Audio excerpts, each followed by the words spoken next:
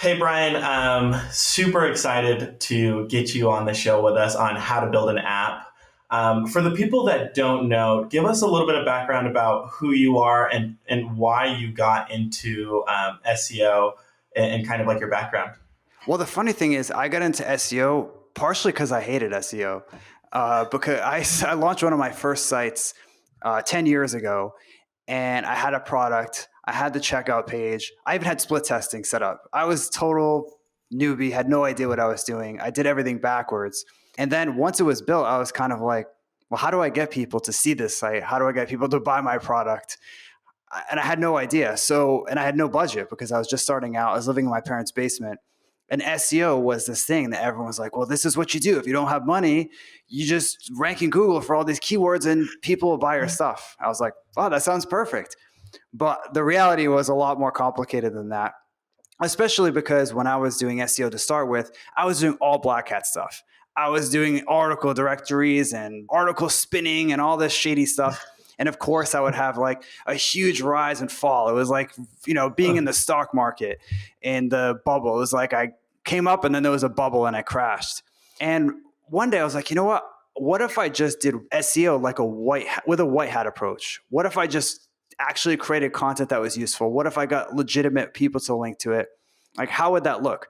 So I built a site with that in mind one summer, and it did well. It did really well, actually. And I was like, okay, there's something to this. Like, this approach is cool. And it was fun because I was actually building a brand and I wasn't as reliant on, ranking number one. And then I dropped to 3 and my business drops by a third.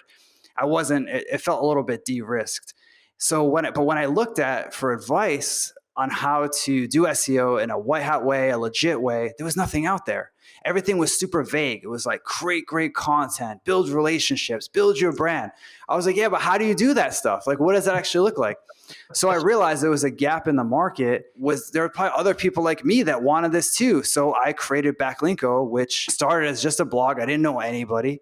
And it grew to be one of the most popular marketing blogs in the world. We have 500,000 readers a month and an email list of 200,000 email subscribers, which is crazy to say because when I started it, I just wanted to just kind of create the blog I wanted to read. I never thought it would take off like it did.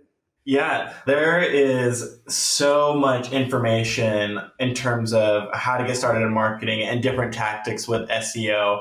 But as we've followed you, Brian, you just do it in such a different way. I feel like all the content we've ever watched has always been like, okay, here's what it is. Here's like validation proof that it's working and it's all up to date. I think that's like one thing that's been super interesting as I go through all of your LinkedIn content, all of your YouTube stuff. Everything is like proven and you're showing that it's working versus a lot of this other stuff. It's very vague. It's like, hey, you do this is going to be successful. And it's SEO, I feel like, is just such a weird topic. Well, not only that, Austin, and Brian, you can attest, it's a moving target.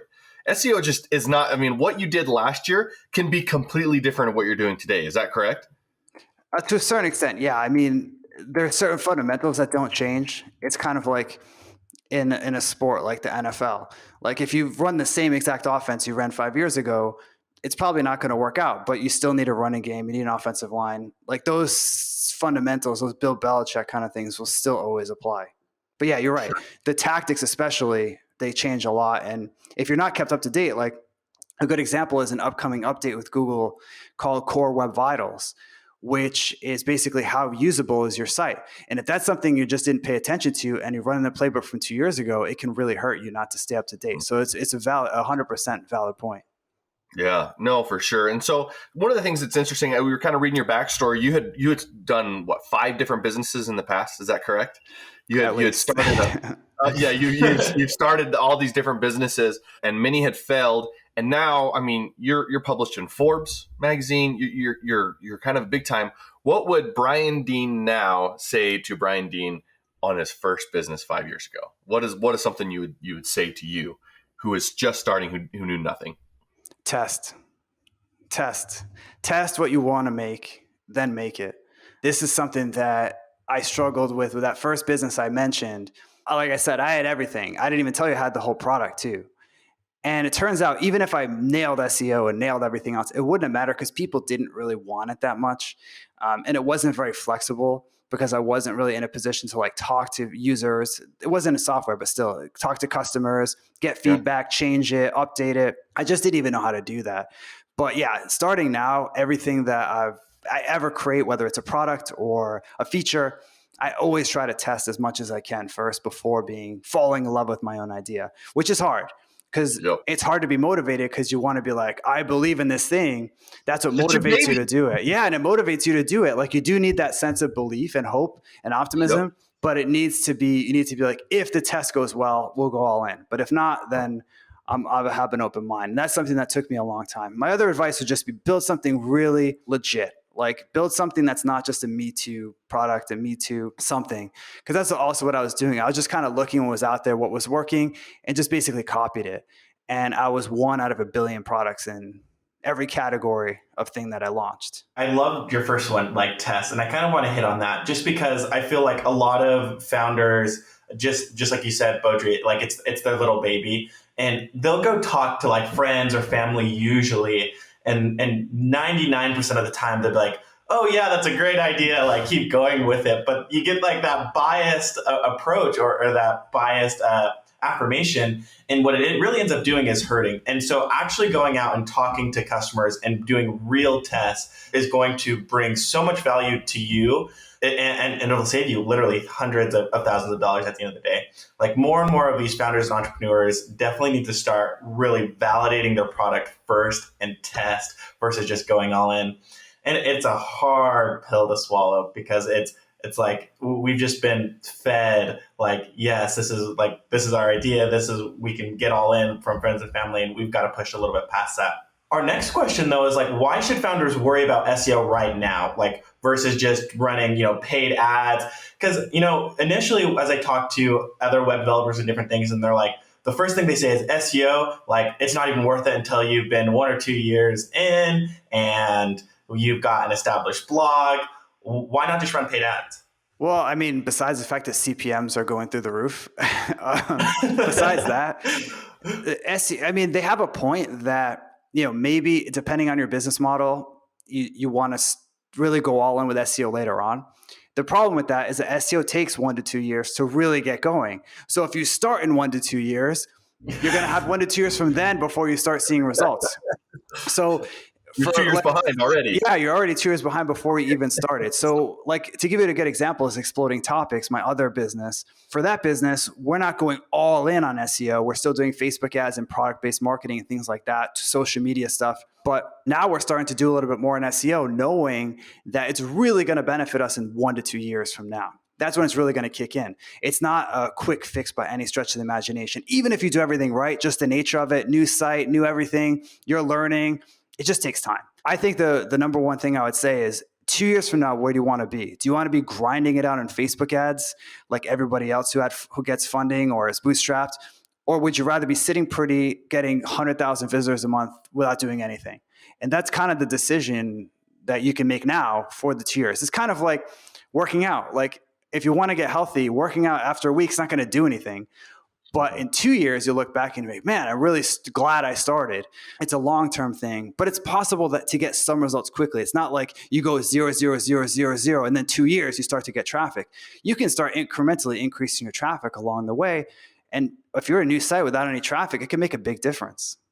Yeah, 100%. And, it may not yield huge results at the beginning, but it sounds like it's more of a long-term game. And if you wait 2 years before you actually start making those steps, you're 2 years behind is what it seems like. Yeah. It's whether you're going for the long term or short term. Like if you got, $500,000 in funding, then it's going to be tough to put that all into SEO because you're going to say, hey, investor, in 2 years, we're going to see a return from that money if we put it all into SEO. On the other hand, if you put it into Facebook ads or Instagram ads or pay-per-click or whatever, you can turn that 500 into 600,000 worth of customers or what have you. So always put something into SEO. It's kind of like investing. You're always going to be happy that you put something in now as opposed to waited. And like I said, the 1 to 2 year thing is when it starts to really hit. But in the meantime, you're getting a trickle of traffic. And if you pick good keywords that your target customers are searching for, that traffic can convert for you. Yeah, absolutely. So let's kind of transition to content, right? So let's talk about the relationship between content and SEO. Because I know people, that's kind of a black box for a lot of people. And you do a lot of that. like you typically go in and say, this is how you optimize your YouTube thing. And you talked about like suggestions or something else. And so there's got to be like a huge relationship between like SEO and like the stuff you do in your content. Like talk about that relationship there. There's a huge relationship there, but it's not in the way that most people think. Most people, and this is what I read when I was first starting out, when I got into the white hat stuff, was basically kind of magic. It was like, just create good content and Google will reward you. Or just create consistent, like publish every week. Like there's some secret society that's going to send you traffic if you publish every week for a month. Like no one cares if you publish consistently. And when I realized that it's not about quality content, because that's subjective. It's not about frequency, because it doesn't really matter. It's all about creating content that's going to be the best result for the search, if SEO is your goal with the content. So if you want to rank for something and you have the best result, it doesn't mean you're going to automatically be number one, but puts you in the running, gets you into the winner's circle so you have a chance. If you create another piece of Me Too content, it's really not going to rank, especially if you're starting out and you don't have domain authority. The big SaaS companies, MailChimp and this other HubSpot, they could get away with that stuff if they wanted. Like if they just wanted to copy other people's content, they could. They'd be fine. But as a bootstrap founder or as a new founder, you don't have that advantage. You really have to do something extraordinary to stand out. Yeah. Well, and I was even on your website and you talked about the quality of content is so much more important than the quantity. Yeah, it's much more important. I mean, to give you a perspective, when I started Backlinko, we went from zero to, I should say because I was just me then, went from 0 to 100,000 visitors a month with 20 blog posts. That was it. Wow. But I put my blood, sweat, and tears into every one of those things. And I kept them updated all the time. And I promoted the heck out of them. I emailed people. I shared them on Twitter. I shared them in my email newsletter. I got the word out as much as I could. So it sounds like 20 blog posts. This isn't the 5 tips for how to do something blog posts that most people produce. They will really put a lot of effort and sometimes a lot of money into each one. I hired illustrators and designers to create all this custom stuff. I had a developer make these custom pages that look cool. So there were 20 blog posts, but they were more like 20 guides, these 20 resources, almost 20 products that helped my blog stand out. And then when people landed on them from Google, they stuck around because they were really different than what was out there. When you started Backlinko, about how long ago was that? That was 2013. 2013. So when you fast forward, because I feel like probably between the times of there's just been a huge gap in technology, probably between 2010 and even just like 2015, and then now it's a completely different thing. And you mentioned exploding topics. Like, what are some of the things that you're doing now that have you noticed, like what you've had to do with that platform? Like, was it a lot different than what you did with Backlinko, especially with there being so much content there is now and the competitiveness of everything? I mean, it's totally different, but it's the same in a way because I always started from scratch again. This was a new site with no authority, no nothing. I had to approach it in a different way. Like with Backlinko now, the site has so much domain authority that the goal is still quality, but quantity can be part of it because you're going to automatically rank for all that stuff. You're one of the bad guys now. You're hubs in that world of those sites I mentioned.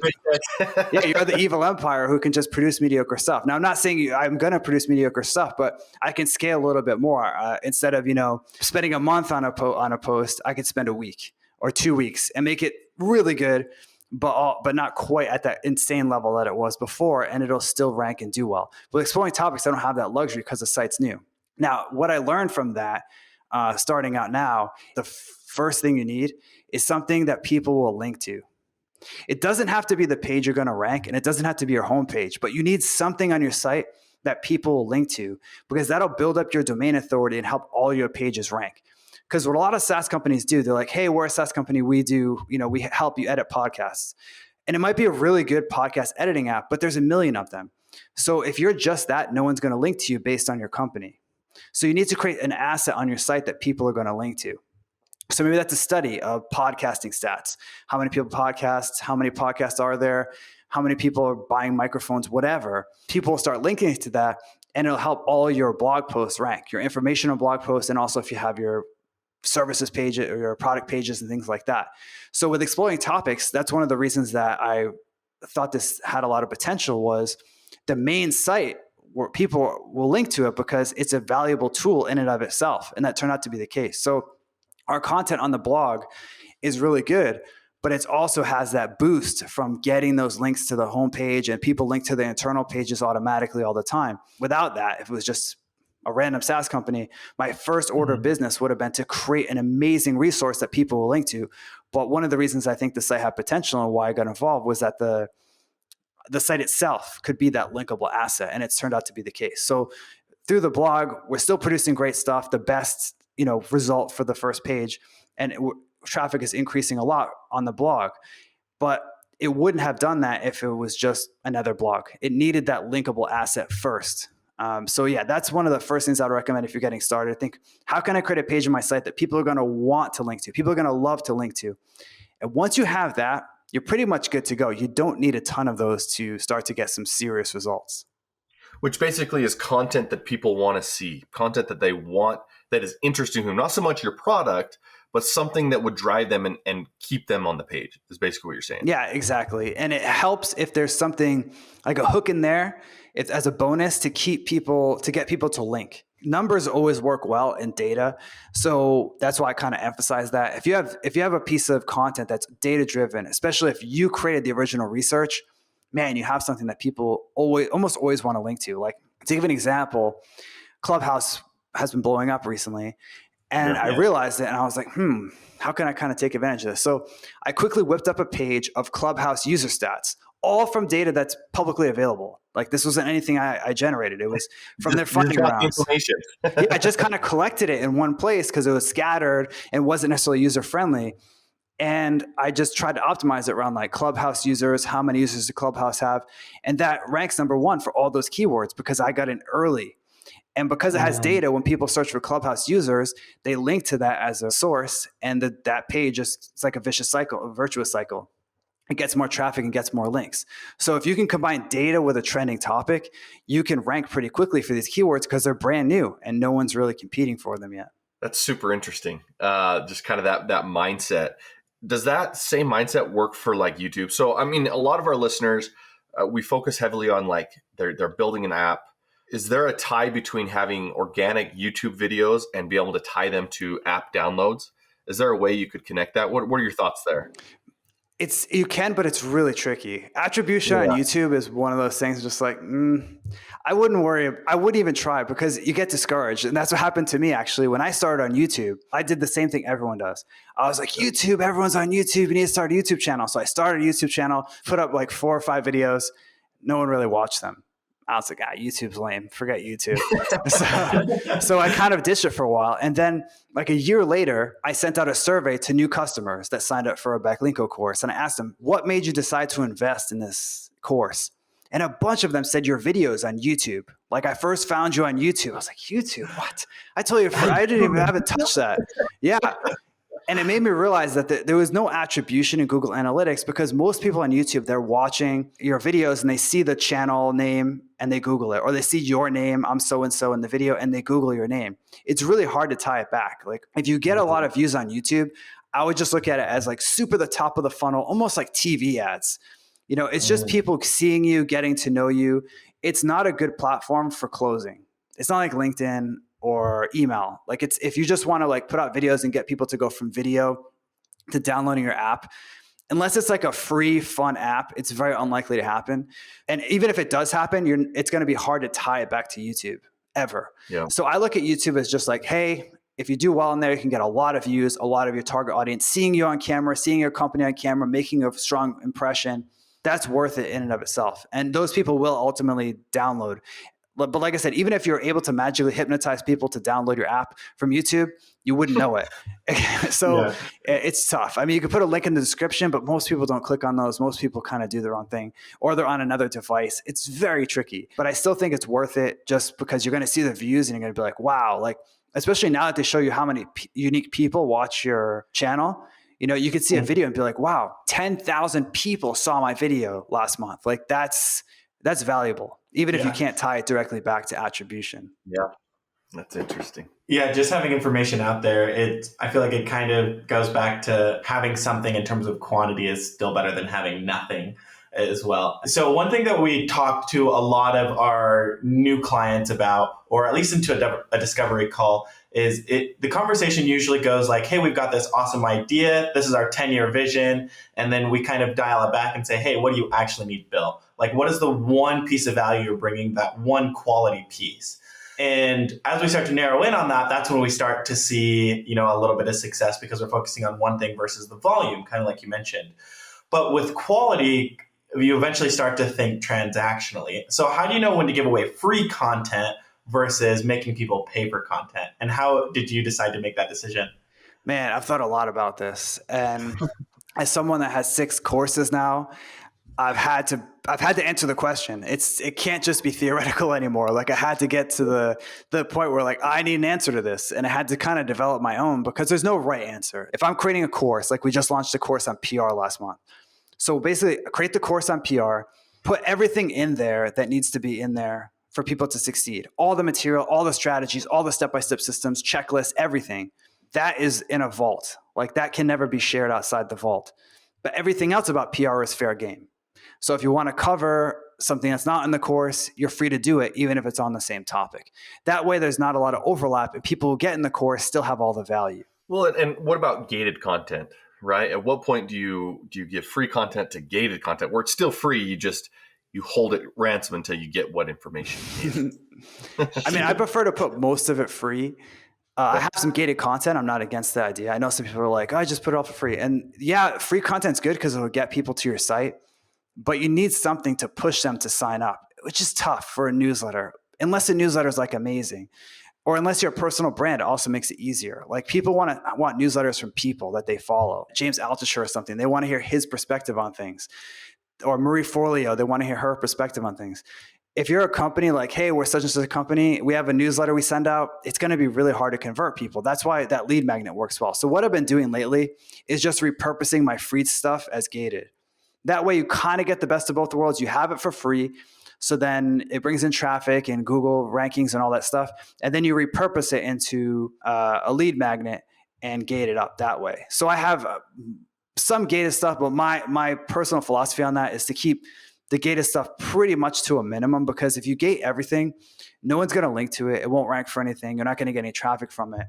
And it's short-sighted. In the short term, you're going to be like, wow, we're getting all this email subscribers from our gated report, but you don't know what you do in the long term if that was out available into the world. Like, a lot of our industry studies that we've done over the last 2 years, those would be gated content. Like, most B2B companies would have gated those and said, download the white paper and fill out this massive form with your company size and all that stuff. And I was like, well, no one's going to link to this form, basically. So if you put it out there, you can get tons of traffic, and we're getting like thousands of visitors a month from that piece. And meanwhile, a lot of companies that gate it, they're paying for Facebook ad traffic to get, the same amount of traffic. So for me, the ROI is usually better on putting it out there, but you do need some gated stuff for that last mile to get that visitor to actually convert. Yeah, that's super, super interesting. And I feel like there's so much content here for people to kind of listen, and they might have to listen to this podcast like 2 or 3 times, because when it comes to SEO, I feel like it's kind of a black box. And a lot of our founders we've found, or the people we've spoken with, have always kind of shared that their keyword or whatever it is too competitive, right? Their search results it's just already taken, or all the good searches have been taken. What would you say to someone that has that mentality? I would say there are a lot of them that are taken, so they have a point. And if so that's valid. That's a legit concern. It's definitely because if you're like, hey, I created a weight loss app, I want to rank number 1 for weight loss.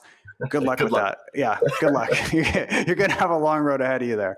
Yeah. So there is a case to be made that a lot of keywords are competitive. And if you're just starting out, you definitely want to go to the low competition stuff. And actually, the best combination that I found are the trending keywords. Like the Clubhouse example I gave earlier. Like, the reason I ranked number 1 for that, the domain authority helped a little bit, but someone could have easily beat me to the punch because no one was doing it. It was a trending topic that more and more people were searching for. So I definitely recommend going towards trending topics whenever possible, or doing a combination. Some evergreen stuff that targets the low competition keywords, and then go after trending keywords too. Now, trending keywords don't have to be fads. Like, these are things that should be around for a year or 2 years or whatever. They're just trending up. It's not like going after it's not like newsjacking or anything where you're going after something that's going to be obsolete in a week. Like I'm betting that Clubhouse will be around in 2 years and still be somewhat popular, and people will be searching for that. So yeah, I would say keyword difficulty is definitely something to monitor. It's a legit concern, but I wouldn't just throw your hands up in there and be like, oh, there's nothing left, because I give up. No, that's a horrible attitude, because there are new keywords being created all the time that we don't even know about, and people are searching for them, and a lot of times there's basically like an empty search results page. Like, yeah, they have 10 results, but they're not good, so it might as well be empty. And you can get in there. The hard part, you got to find these trending keywords, or even there's some evergreen ones that just kind of go under the radar because maybe they don't get a lot of searches. Maybe they only get 20 searches a month. But if that's your target customer searching for it, that can totally be worth it if you rank number one, especially if you're in B2B and you're charging hundreds a month. It can absolutely be worth it. Help me understand a little bit. Doesn't exploding topics kind of help your people know what's going to be trending? Isn't that kind of what the whole focus of that is? Yeah, exactly. The idea is to identify trends before they become mainstream trends, but we also have a lot of things on that are trends. And the funny thing, after running this site for over a year now, I've noticed that most of these trending topics, people don't really take advantage of them. Like a lot of them are around for a year, and let's say they had a keyword difficulty of like 10 in some random tool. They're only like 15. The keyword difficulty is like 15 now. It's not like it went to like 50. It just increased a little bit because naturally people are going to start writing about it. But it takes a really long time for these trending keywords to get super saturated. So even if you might think, oh, Clubhouse is, people are already covering that. No, there's still an opportunity there for tons of Clubhouse related keywords, and even stuff like Zoom. Like you may think, oh, Zoom, that's like was huge last year. It kind of came out of nowhere. So there's probably not a lot of content Zoom related stuff. And I bet you can still find some really nice low competition keywords that are trending up. One thing that we kind of want to talk about is, SEO. Like we want to figure out a way to tie SEO and launching an app and helping like bring users or like new entrepreneurs to a successful state. So we talk about a lot about validating your idea. One big question that we have is how can we use like SEO and research tools to know that there's a demand for a potential like product? Is there something that these entrepreneurs can do to help really like validate from like a search optimization standpoint to know that their idea is going pretty good? Yeah, you could use some tools. It's a good question. You can use some tools to figure out whether there's search demand for your product category or just for your problem that you're trying to solve. Never mind your product category. Like a good example is I've noticed that searches for Shopify SEO are spiking. Searches for podcast editing are spiking. Searches for Instagram captions are spiking. Like these people aren't necessarily searching for tools, but it shows you that there's an opportunity out there to create tools that solve these problems. Like people are looking for help with podcast editing. They're looking for help creating Instagram captions or hashtags, and they're looking for help with their Shopify SEO. So you can do it as sort of a very early stage market research, but it's not going to tell them whether they want your thing, right? Mm-hmm. And even if tons of people are searching for like CRM software right now, it doesn't mean you should create a CRM, right? Because there's a billion of those. So I would say it's almost like very early market research. Is there any demand for this problem? Are people searching for this product? And more importantly, do more people seem to have this problem than before? That way you can ride the wave as it grows. So if you're trying to create something, you notice searches for the problem are going down, that's probably not a good sign.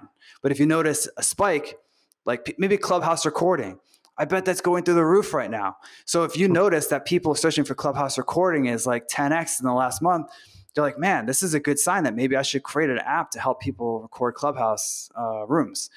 And you're going to see if that wave continues, I'll be in good shape. So it can be really good early market research, but it doesn't necessarily dictate whether your thing is going to succeed, because that's on you. Your product, your marketing, your customer support, your onboarding, all that stuff. But it is good, actually really helpful market research to do when you're figuring out which idea should I pick.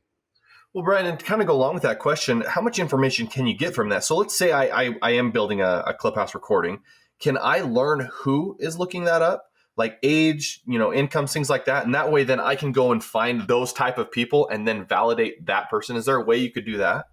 Not really. I mean, the best you can get is like country data, but there's not a lot because all that stuff is anonymous. Like Google, maybe not the best with privacy, but they're not just going to like be like, oh yeah, Joe searched for this, you should hit him up. they're somewhat like decent with privacy. So yeah, that's the downside, is that you still, from there, you're kind of still, who is going to buy, who's searching for this stuff and how can I get in front of them?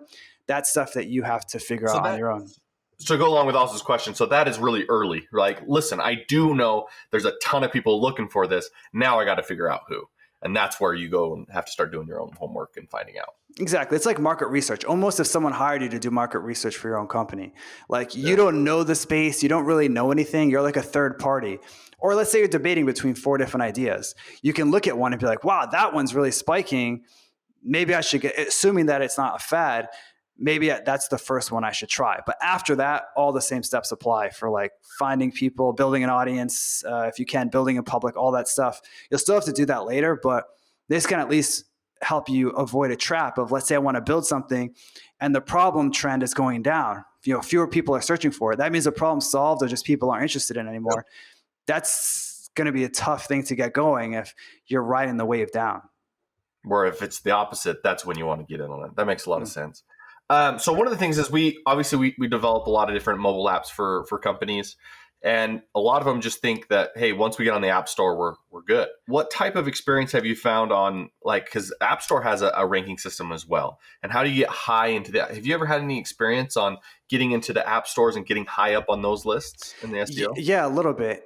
It's a totally different game than Google. It's like optimizing one listing. You can't really control a lot. Like you have your name of your app, you have the picture, the images, you have a description, updates. After that, it's all on you. Like it's on how good the app is, basically.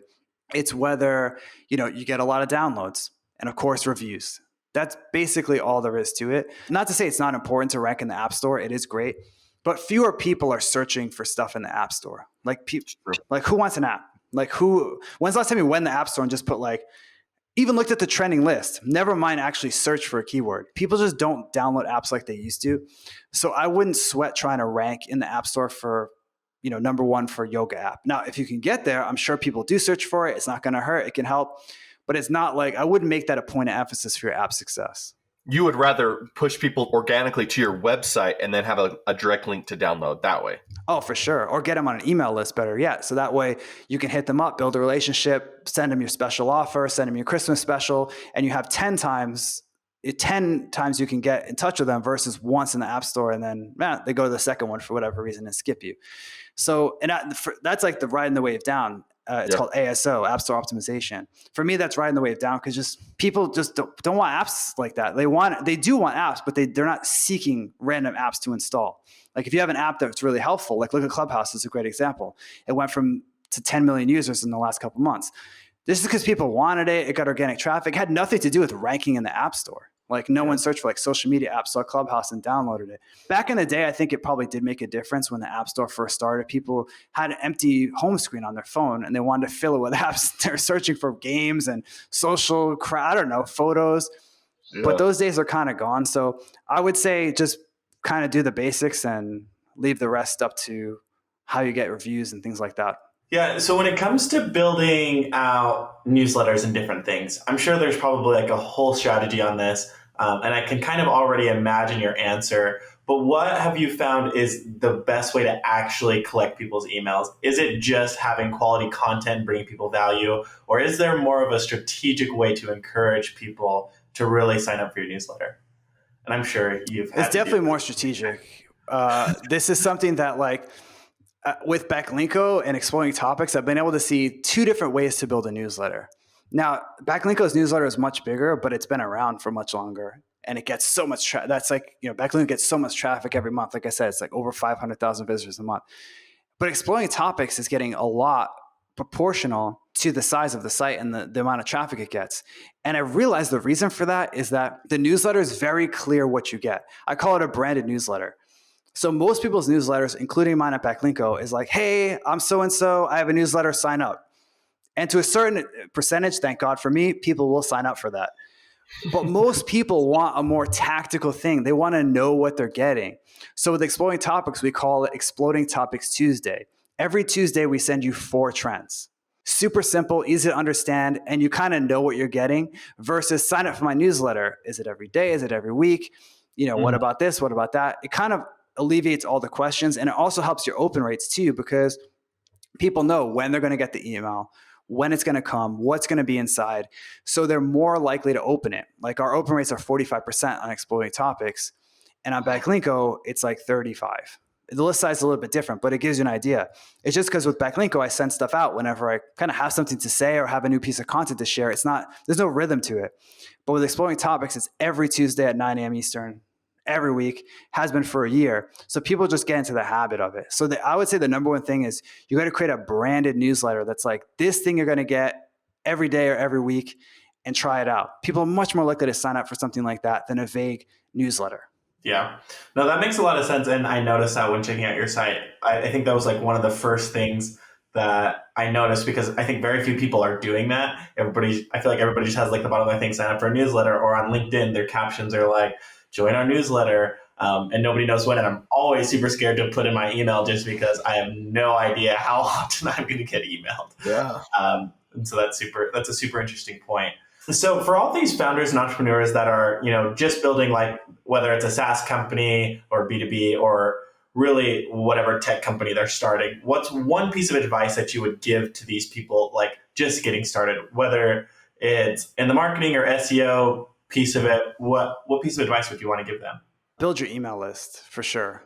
So no matter where you are, it's always helpful to have an email list. If you don't know what you want to build yet, an email list is great, actually, because you can email your audience, say, what do you want? And I'll make it. That's basically what I did with Backlinko. I had an audience for over almost a year before I created a product. And I just talked to them, and I got, what they wanted in a product, what, how they wanted it to look, what should it include, what should it not include. And the first product that I did after talking to customers did really well. So that would be my number one thing, is build an email list, because then from that point, it's going to help you, because you're going to have people giving you feedback, giving you ideas. Then when you launch it, you have people waiting to buy it on day one.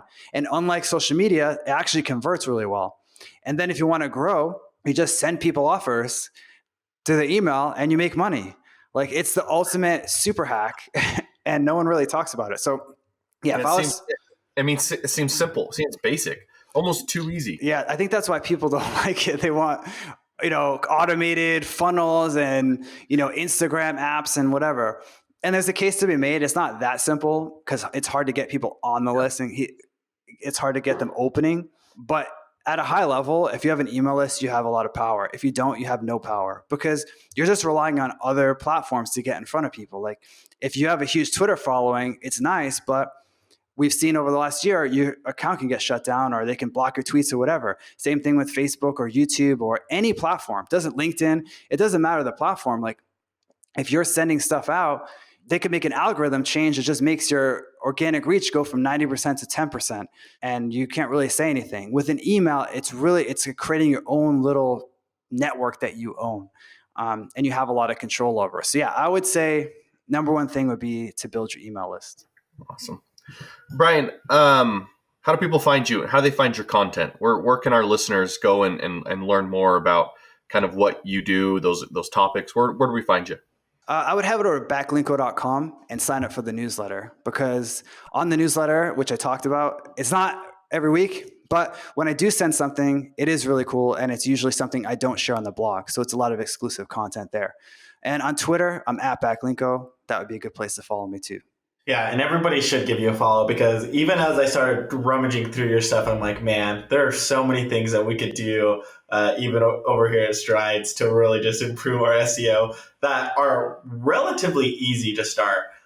Then things get a little more complicated as you get farther and farther down some of your lists. But again, super excited to have you on the show, Brian. I think this will be able to give a lot of like new founders just like a really good place to start, especially when they're early in the validation phase, because SEO is like super important. So again, thank you for jumping on with us. Thanks, guys. Thanks for having me.